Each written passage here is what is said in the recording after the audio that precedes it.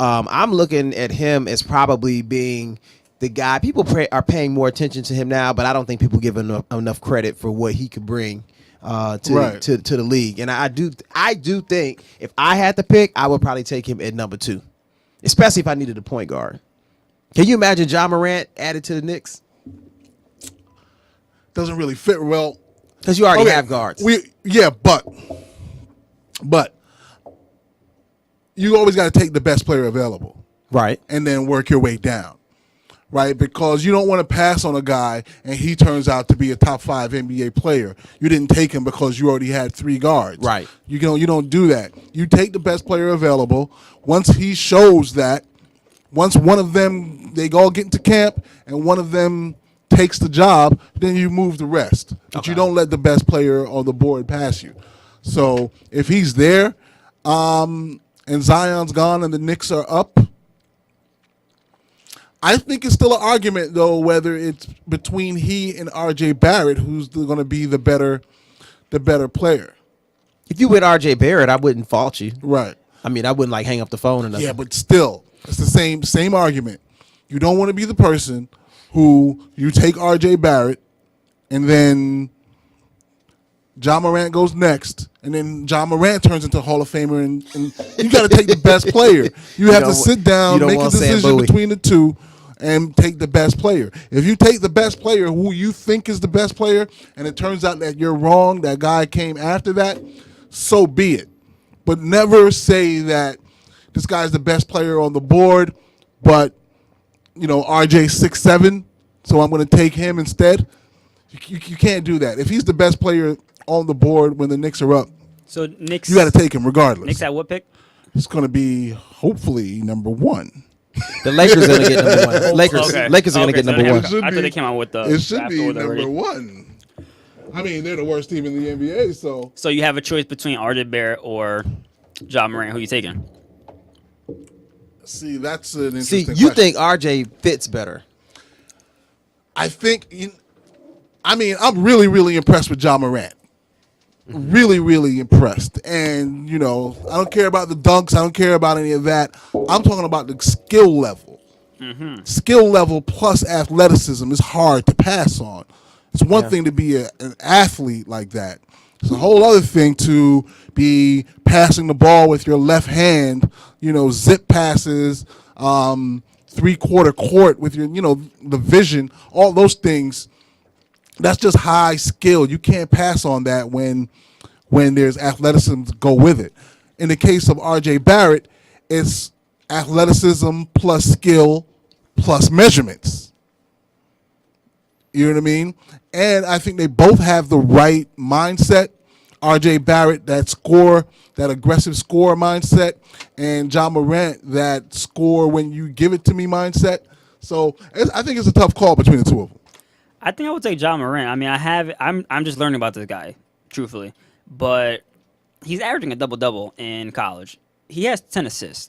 RJ Barrett is averaging about 4 assists right now. Right. 4 assists is a high number. It's a high number, but as you said, this guy Ja Morant has skill. He has athleticism and skill. Like, he has something that's different. Right. And that difference is the assist, and I think that it's harder to train that going into the league as a point guard. Mm-hmm.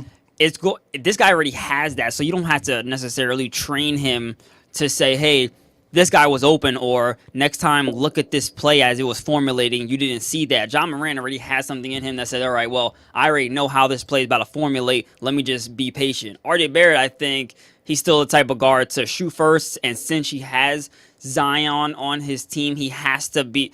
I think there's some sense that he has to get noticed, so he does operate as a shoot first attack guard. That's him. He's going for But his. he was like that. Yeah, he's going for He was his. like that. So when it comes to the attention between the two of them, RJ Barrett's been the number 1 player in the class since 8th grade. So it's only until recently where these other two have snuck up on him and overtaken him. So I don't think that he's looking for attention because he's used to having all of it. You know what I mean?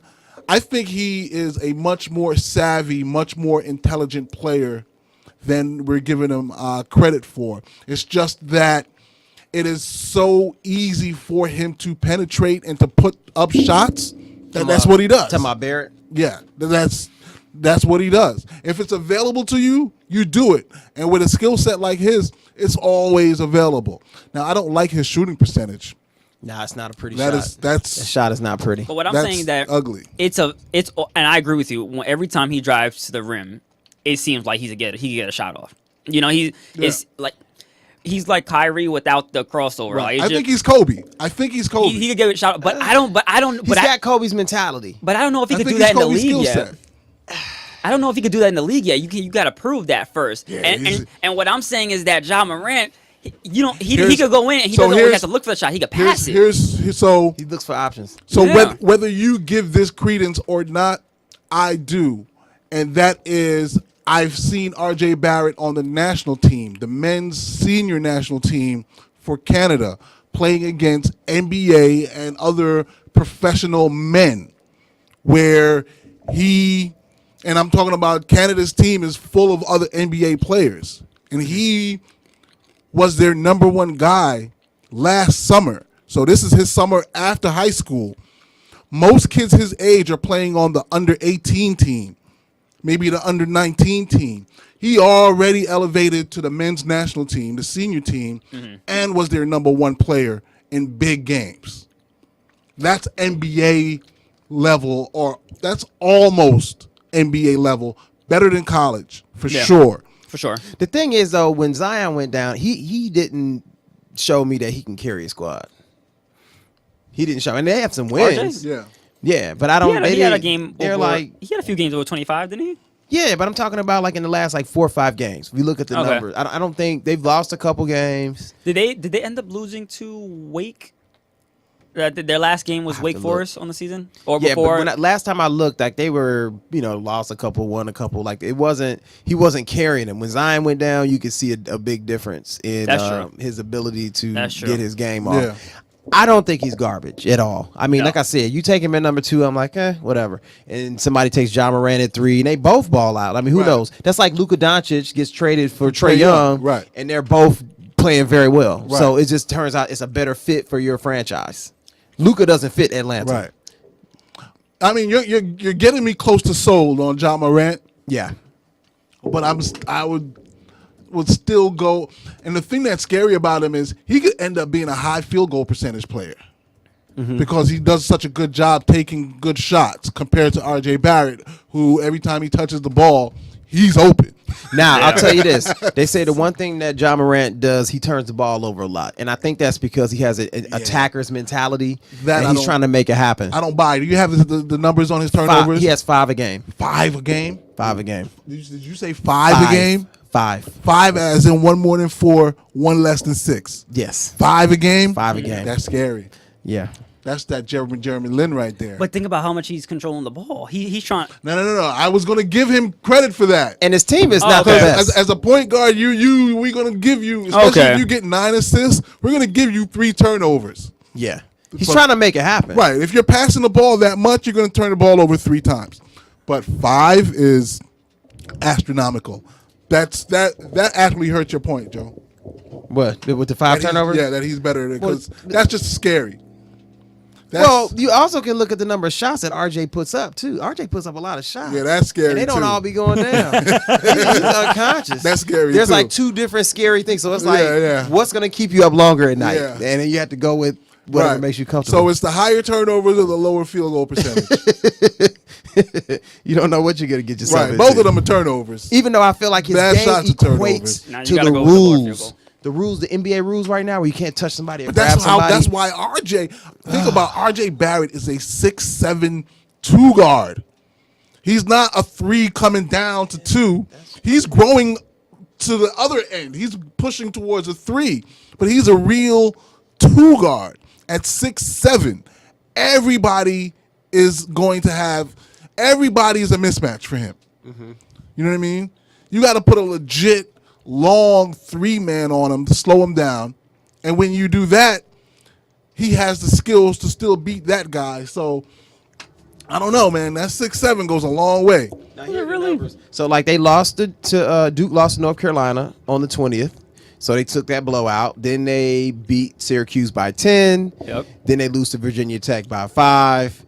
Then they beat Miami by 20. No, 30, actually. They beat them by 30. And then they barely beat Wake Forest by 1. By 1, yeah. And then UNC gets them by 9. So it's kind of up and down. So, Yeah. And again, if it was a different context, if it was a different year, and he came to Duke under a different situation, he might be a different player. You might see the more efficient player. Did Zion play in the last game? No. Or UNC? No? Oh. No, they say he'll be back in the tournament. Right. They went ahead and held him out because in college, none of these games really mean nothing once you're in the tournament. They're solidly in the tournament. Yeah. All right.